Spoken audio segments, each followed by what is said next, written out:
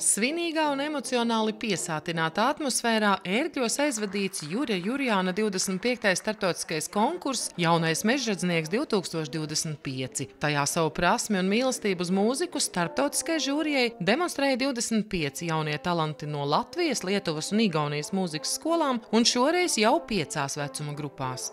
Ērgļi kļūst par visu Baltijas valstu jauno mežradznieku galvaspilsētu.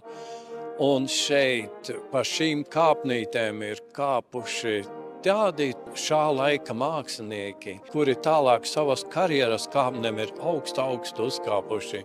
Un šis ir tas konkurss, kur dzimst zvaigznes.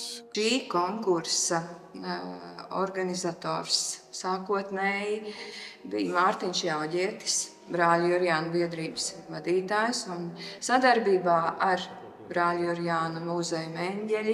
Patrons ir profesors Arvīds Klišāns, un šis konkurss ir veltīts konkursa 25 gadai un Arvīda Klišāna 90 gadai. Īpašs gandarījums ir noslēguma koncertā dzirdēt barkarolu.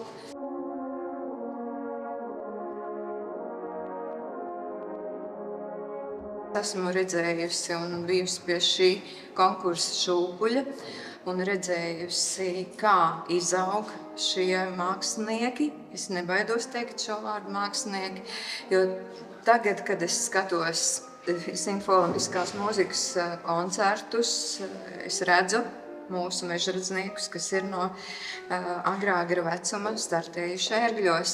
Starp dalībniekiem rīdziniece Paula Pūce, kura mežragu spēlē jau 8. gadu, un arī šeit Ērgļos sevi pierādījusi jau vairāk kārt. Sākumā ir nedaudz biedējoši uziet uz skatuves, jo nezinu, kā tu nospēlēsi, bet tad, kad tu sāc spēlēt, tad lēnām sāk atslābt.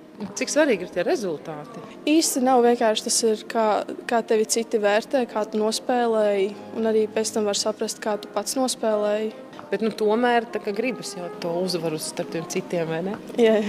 Kādam jābūt ir cilvēkam, lai spēlētu tieši mežragu? Kādām jābūt varbūt raksturīpašībām? Ir jābūt brīvām, lai varētu elpot dziļi un jāmuzicē ļoti, lai skanētu. Un instruments ir jādzird, nevis jāspēlē.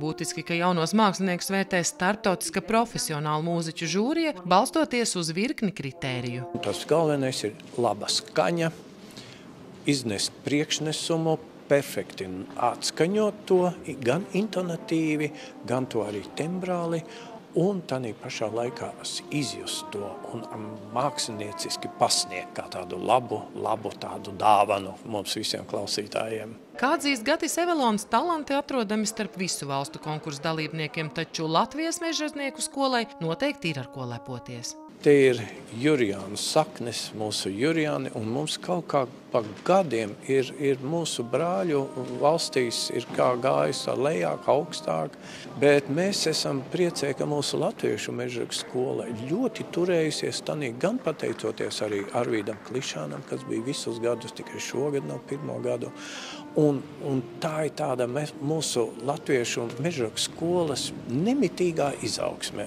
Ja atskatāmies uz šīm 2 dienām, ir varbūt kāds pārsteigums, ir varbūt kāda jaunā zvaigzne pamanīta?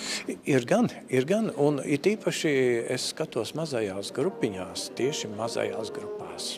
Ļoti spilgti, gan tehniski, gan skaņas ziņā, gan arī ar iekšējo tādu tvērienu, ar tādu sajūtām. Vēl tikai jāpiebilst, ka konkursa ietveros jaunie mūziķi dodas uz Brāļu Jurjānu dzimtajā mājā Meņģeļi, kur saņem vēstījumu par mūziķiem, kas pazīstami kā pirmā mežragu kvarteta dalībnieki Latvijā.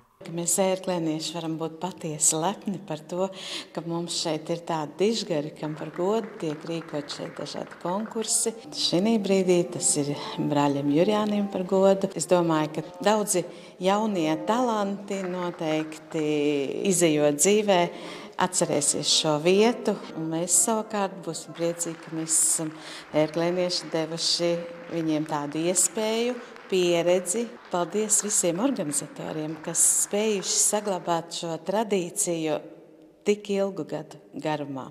Sandra Zariņa, Andris Milnis, Red TV.